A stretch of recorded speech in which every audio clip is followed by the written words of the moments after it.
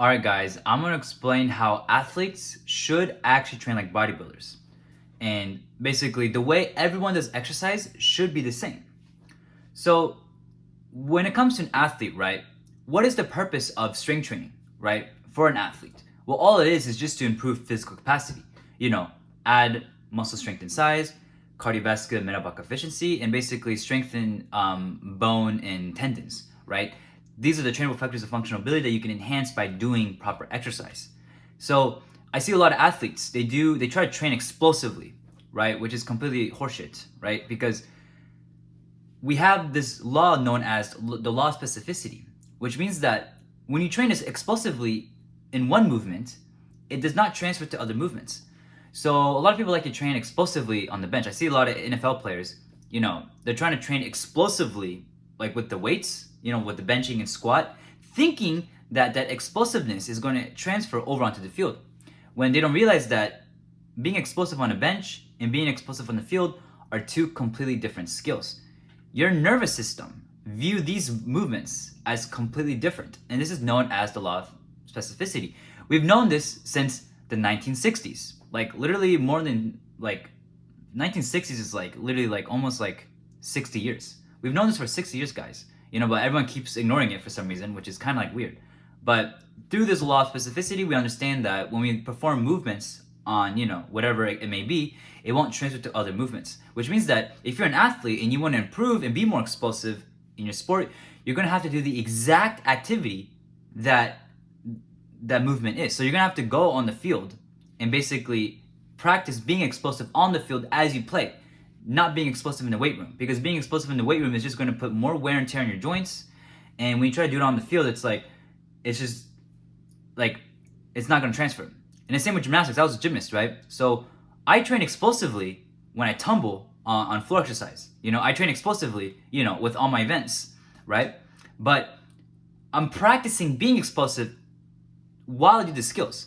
I'm not trying to be explosive while lifting weights, right? Or strengthening my body, because that's a completely different separate exercise. So you have to keep in mind that when it comes to strength training, there's the skill and then there's the physical capacity component. Now, what exercise aims to do is just improve the physical capacity component, which is what bodybuilders do, right? All bodybuilders are doing are just basically increasing their physical capacity. Because when you increase muscle strength and size, you increase everything with it. You increase cardiovascular, metabolic efficiency, and you strengthen a lot of bone and, tendons, ligaments as a byproduct of putting on muscle.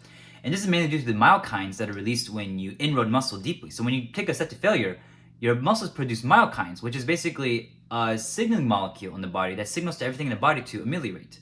So basically, your muscles are a huge endocrine organ.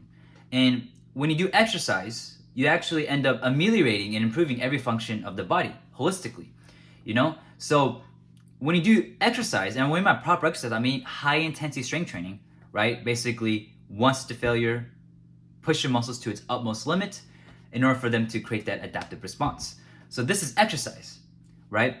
And so this is why, if an athlete were to try to improve his physical capacity, he needs to focus on not being explosive in the weight room, but rather doing slow repetition cadence, so they won't create as many shearing forces, peak forces, because when you do shearing forces and use momentum to move the weight, you create tension within the tendons, within the connective tissue, and sometimes it puts wear and tear on your joints eventually, right? So here's the thing, a lot of athletes, when they go on football or when they do gymnastics, their tendons end up tearing, right, on the field.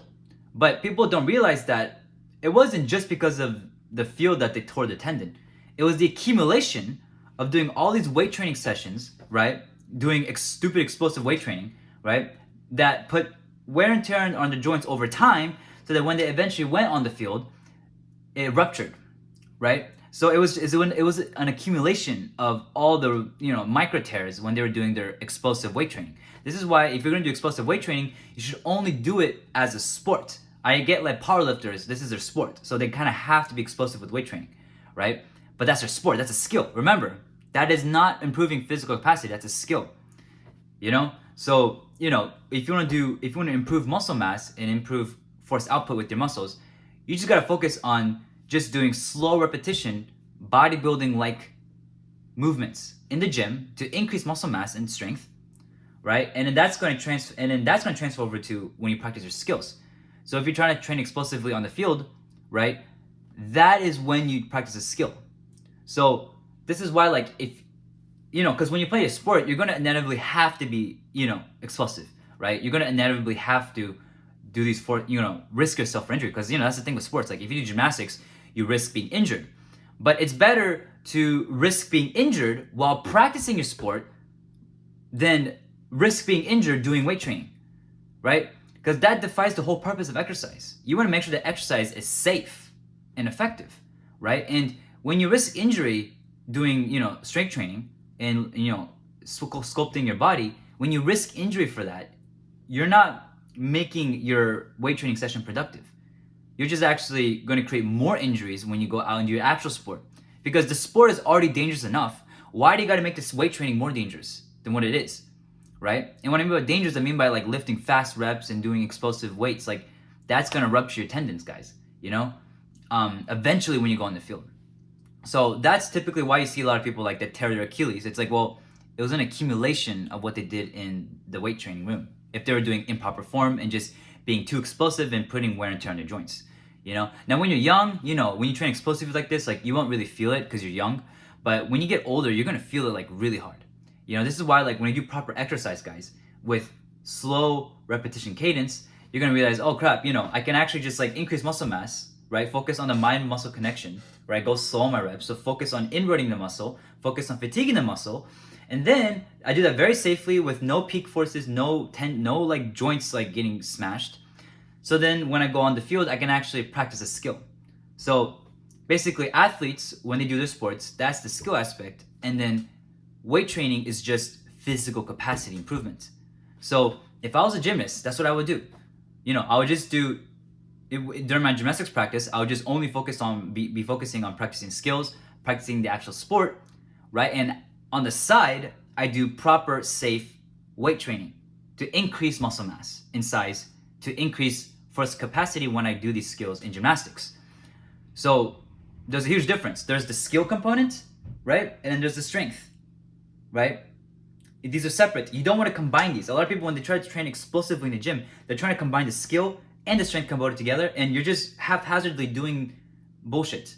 It's like focus on the skill when you do your sport, when it actually matters, right? Because there's a risk for injury when you do any sport, but at least make the risk like when you're doing the sport, not when you're doing the weight training. And then have the weight training and the strength being like very safe and controlled, and you minimize the amount of wear and tear on your joints, so that when you go and do your sport, you're less likely to rupture your tendons.